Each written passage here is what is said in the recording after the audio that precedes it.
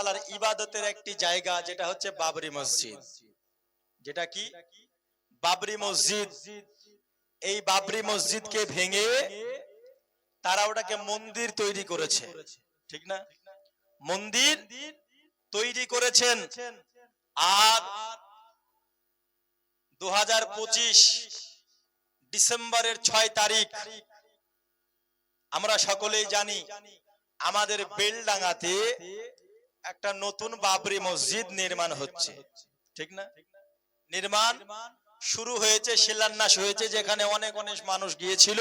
এবং আজকে নিউজ দেখলাম মোবাইলে, অনেক মানুষ সেইখানে জুম্মার নামাজও আদায় করেছে। হ্যাঁ, আজকে জুম্মার নামাজও আদায় করেছে। তবে আমি আপনাদেরকে একটা কথা বলবো, অবশ্যই খুব ভালো কথা, যদি এটা রাজনৈতিক কোনো নিয়াত না থেকে রাজনৈতিক পাওয়ারে থাকার কারণে করার ক্ষমতা রাখছেন হুমায়ুন কবির, ঠিক না?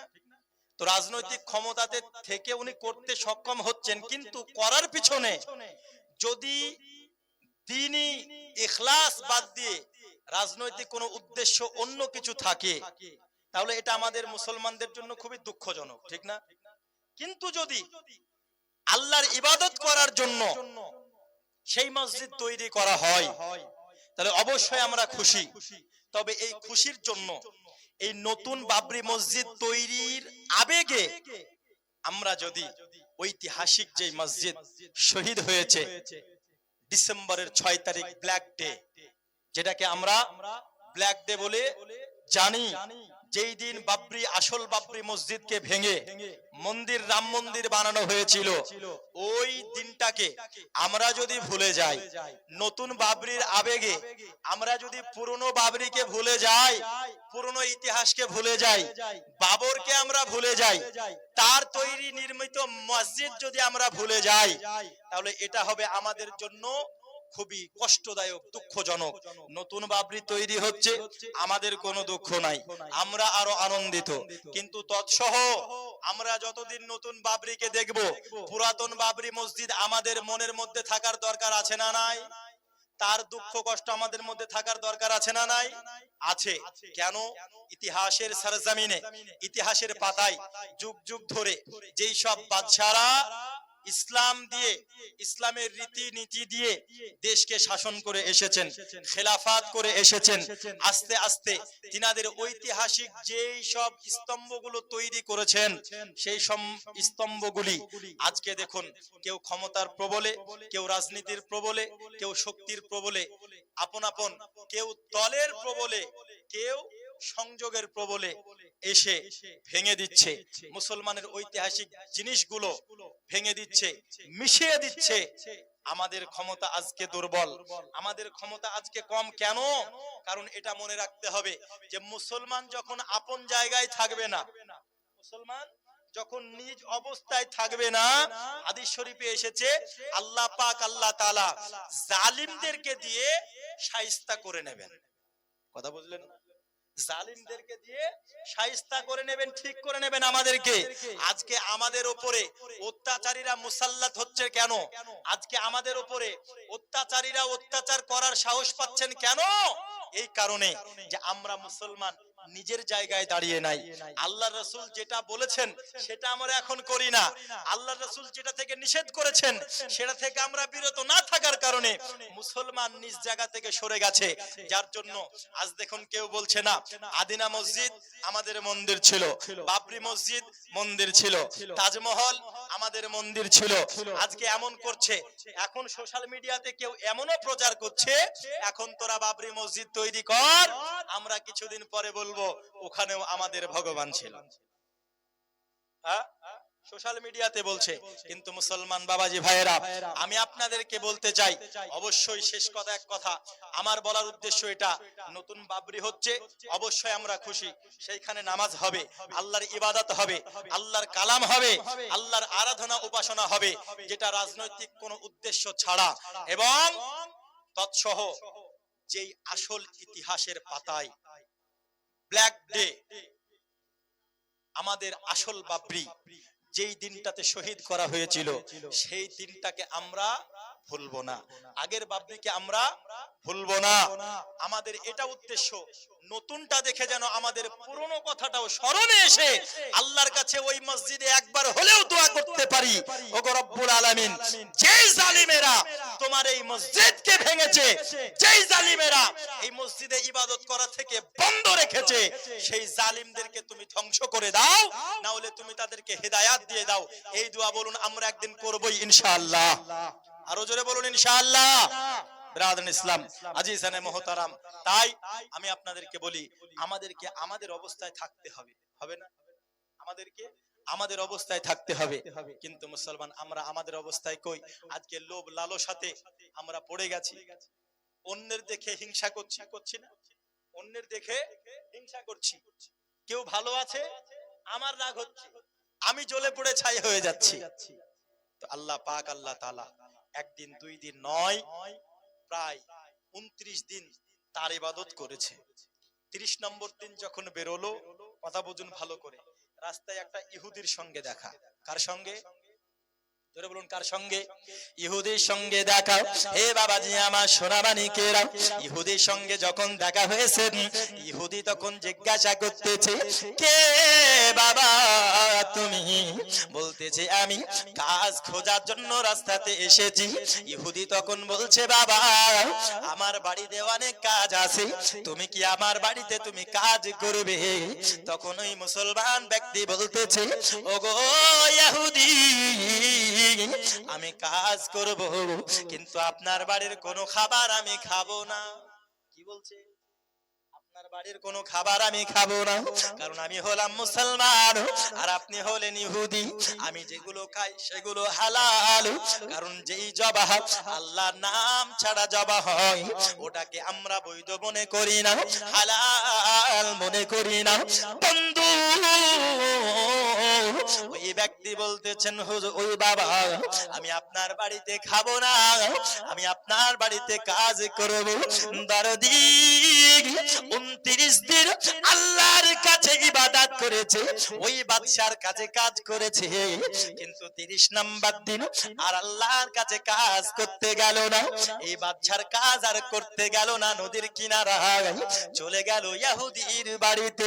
আল্লাহ পাক, আল্লাহ তাআলা জিবরাইলকে ডেকে বলতেছেন, জিবরাইল যাও যাও যাও, একটি সিন্ধুকে 29টা দিরহাম নিয়ে যাও। জোরে বলুন সুবহানাল্লাহ। একটা বাক্সতে কটা দিরহাম নিয়ে যাও? 29টা। এটা ঘটছে বানি ইসরাইলের জামানাতে। কথা বুঝতে পারছেন? বানি ইসরাইলের জামানাতে সময় এটা ঘটতেছে। হযরতে জিবরিল আলাইহিস সালাম, হে বাবাজি আমার, তিনি 29টা মুদ্রা নিয়ে একটি বাক্স রেডি করেছেন। আল্লাহ পাক, আল্লাহ তাআলা বলেছে, এ জিবরাইল তুমি চলে যাও, আর যাওয়ার পরে ওই তার বিবির কাছে তুমি চলে যাও।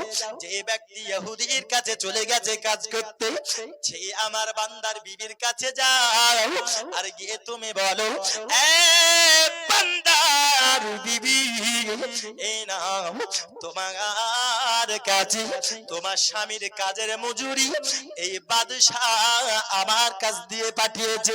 কে তুমি? আমি হলাম বাদশার বার্তাবাহক, আমি তোমার কাছে সিন্ধুক নিয়ে এসেছি। তোমার স্বামী যেই বাদশার দরবারে কাজ করেছে 29 দিন, ওই বাদশা 29টা দিরহাম মজুরি হিসাবে পাঠিয়েছে। আরো জোরে হবে না সুবহানাল্লাহ? আরো বলতেছে, এ মহিলা তুমি তোমার স্বামীকে বলিও, ওই বাদশা তোমার স্বামীকে কাজ থেকে বের করে নাই, কিন্তু এইখন ওই বাদশা তোমার স্বামীকে কাজ থেকে বের করে দিয়েছে। বলে কেন? কারণ এতদিন ধরে 29 দিন ধরে তোমার স্বামী যেই বাদশার কাছে কাজ করেছে, এইবার তোমার স্বামী ওই বাদশার দরবারে কাজ করতে যায় নাই। এ মহিলা তোমার স্বামী এইবার ওই বাদশার কাছ থেকে এক ইহুদির কাছে কাজ করতে গেছে, তার জন্য ওই বাদশাহ এইবার তোমার স্বামীকে আর ওই কাজে নেবে না, আর ওই কাজে নেবে না।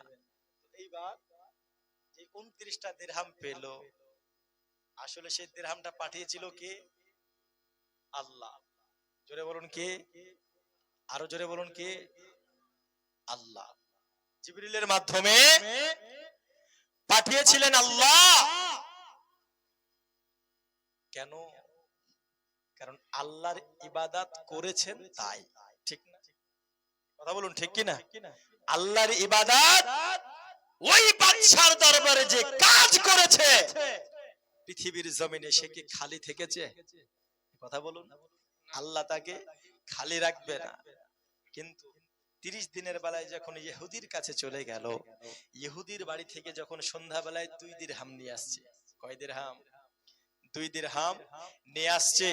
এইবার তার বিবিকে যখন দিচ্ছে, তখন তার বিবি ওই দিরহাম একটা বাজারে নিয়ে গেছে।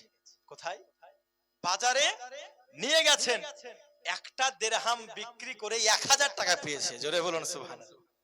দেখুন কত মূল্যবান, কত দামি। 1 দিরহাম বিক্রি করেছেন বাজারে, একটা দিরহাম সোনার, বুঝতে পেরেছেন? একটা দিরহাম বিক্রি করে 1000 দিরহাম মানে 1000 টাকা পেয়েছে। কেন? আজকে বলুন তো, আমি একটা 500 টাকার নোট দেব, আপনি আমাকে 10টা 500 টাকার নোট দেবেন নাকি? দেবেন কি? জোরে বলুন দেবেন? দেবেন না। এবার একটা 5 টাকার জন্য আপনারা 50 টাকা দিতে রাজি হবেন কেন? যদি সেটা অনেক পুরনো হয় বা যদি ওটা অনেক মূল্যবান হয়, ঠিক কিনা? যদি ওটা অনেক মূল্যবান হয়, তো এই মহিলা নিয়ে গিয়েছেন বাজারে, 1 দিরহাম বিক্রয় করেছেন। বিক্রয় করার পরে 1000 টাকা পেয়েছে। বাজার ঘাট করে নিয়ে এসেছেন। সোনার অলংকার অনেক কিনেছে, অনেক টাকা 1 দিরহাম মাত্র বিক্রি করেছেন। তার যত সাজ পোশাক লাগবে শত সাজ পোশাক কেনা হয়ে গেছে। এ বাবাজি সোনামানিক আমার, আমি আপনাদেরকে বলবো, কেন ওই 1 দিরহামের দাম এত হলো, এত মূল্যবান কেন হয়েছে? ওই দিরহাম কেন এত মূল্যবান? দরদি এইবার বাবা ওই স্ত্রী সাজ পোশাক পরিধান করেছেন। পরিধান করার পরে বাড়ির মধ্যে যেন বসে আছে, স্বামী আমার আসবে, আসার পরে দেখবে আমি তার স্ত্রী কত সুন্দর ভাবে সাজুগুজু করে আছি। আমার স্বামী আমায় দেখার পরে খুশি হয়ে যাবে। হে বাবাজি আমার, স্বামী যখন ইহুদির বাড়ি থেকে সারাদিন কাজ করার পরে বাড়ি ফিরেছেন, বাড়ি ফেরার পরে স্ত্রীকে যখন দরজা খুলে দেখেছে, অবাক হয়ে গেল। স্বামী স্ত্রীকে বলতেছে, এ আমার বিবি, তুমি এত টাকা পয়সা কোথায় পেলে? তুমি এত টাকা কোথায় পেলে যে তুমি শাড়ি কিনেছো, তুমি জামা কিনেছো, আর তুমি গহনা কেনার পরে তোমার পুরো শরীর অঙ্গ প্রত্যঙ্গ তুমি সাজিয়েছো? বিবি রে, আমায় তুমি বলো না, তুমি কি করে এত টাকা পেলে? তখন তার বিবি বলতেছেন, স্বামী আপনি হয়তো জানেন না, আপনি যখন কাজে গিয়েছিলেন, আপনি যেই বাদশাহ দরবারে কাজ আপনি করেছেন, 29 দিন কাজ করার কারণে ওই বাদশাহ একজন তার বার্তাবাহক দিয়ে আমায় 29টা দিরহাম পাঠিয়েছে। ওই দিরহামের মধ্যে আমি বাজারে গিয়েছি, 1 দিরহাম সবে মাত্র বিক্রয় করেছি, আর 1 দিরহাম বিক্রয় করার পরে আমার সমস্ত সোনা কিনা হয়ে গেছে। এ বাবাজি আমার, 1 দিরহামের মূল্য কেন এত বেশি? 1000 টাকা সমান কেমন করে হলো? কেন এত এই মুদ্রার এত দাম? একটু বলবো, ভালো করে ধৈর্য ধরুন বাবা। স্বামী তখন তার স্ত্রীকে বলতেছে, এ বিবি আর তোমাকে কি এমন বলেছে? স্ত্রী তখন তার স্বামীকে বারংবার বকাবকি করে, ওগো স্বামী, যে বাদশার দরবারে এত মূল্যবান দিরহাম পাওয়া যায়, এত মূল্যবান সোনার পয়সা পাওয়া যায়, ওইটা বাদশার দরবার থেকে আপনি কেন কাজ ছেড়ে দিয়েছেন? আপনি ওই বাদশার দরবার ছেড়ে আপনি কেন ইহুদির বাড়িতে গিয়েছেন? আবার একটু বলুন, আমি আপনার কথা বুঝতে পারি না। আপনি কেন বাদশার দরবার ছেড়ে ওই ইহুদির কাছে আপনি গিয়েছেন? তখন যখন শুনতে পেয়েছেন স্বামী, তখন তিনি মনে বড় আফসোস করতেছে, ইয়া আল্লাহ, আমি এতদিন কোন বাদশার দরবারে কাজ আমি করলাম? ওই বাদশা অন্য কোন বাদশা নয়, সেই হলো দোজাহান সৃষ্টিকর্তা, সারা জগৎ আল্লাহ পাক আল্লাহ তাআলা সৃষ্টি করেছেন, সেই বাদশা স্বয়ং হলেন আল্লাহ। জোরে বলুন সুবহানাল্লাহ। ওই বাদশার কাজ আমি করেছি, ওই ইবাদত আমি করেছি, আর ইবাদতের বদলা আল্লাহ পাক আল্লাহ তাআলা আমার বাড়িতে পৌঁছেছে, আমার বাড়িতে পৌঁছেছে। একজনে হবে না ও বান্ধবী, তুইও শাড়ি পরবি, আমিও শাড়ি পরবো, তুইও মাকড়ি চুড়িদার পরবি, আমিও পরবো, তুই অমুক জিনিস ব্যবহার করবি, আমিও করব। দেখবি আমরা যখন রাস্তা দিয়ে যাব পেছনে কণা থাকে, শুধু দেখবি। এ বাবাজি আমার, আপনার মেয়ে কেমন করে বেপরদা হয়ে ঘুরে বেড়াচ্ছে, একটু কোনো খোঁজ রাখেন না বাবা? আপনার কন্যা, আপনার স্ত্রী বাজারে গিয়ে ঘোরাফেরা করতেছেন, আপনার কন্যাকে স্কুলে যাচ্ছি বলে ছেড়ে দিয়েছেন, সাবালিকা কন্যা, হয়তো অনেকে অপহরণ করে নিতে পারে, আপনি কোনো গাইড রাখেন না। আপনার কন্যা কার সঙ্গে চলে যাবে, কার সঙ্গে গল্প করতেছে, কার সঙ্গে ঘোরাঘুরি করতেছে, কার সঙ্গে রেস্টুরেন্টে যেতেছে, বাড়ি থেকে যদি 1 ঘন্টা আসতে লেট করে, আপনার যদি জিজ্ঞাসা করেন মা কোথায় গিয়েছিলি, তখন বলে মা গো এক বান্ধবীর বাড়ি গেছিলাম, খোঁজ নাই না বান্ধবীর বাড়ি আদৌ গেছিল কি গেছিল না। এমন অনেক হয় বান্ধবীর বাড়ি নাম করে পার্কে গিয়ে ঘোরাঘুরি করে, আছে না নাই? পার্কে গিয়ে ঘোরাঘুরি করে,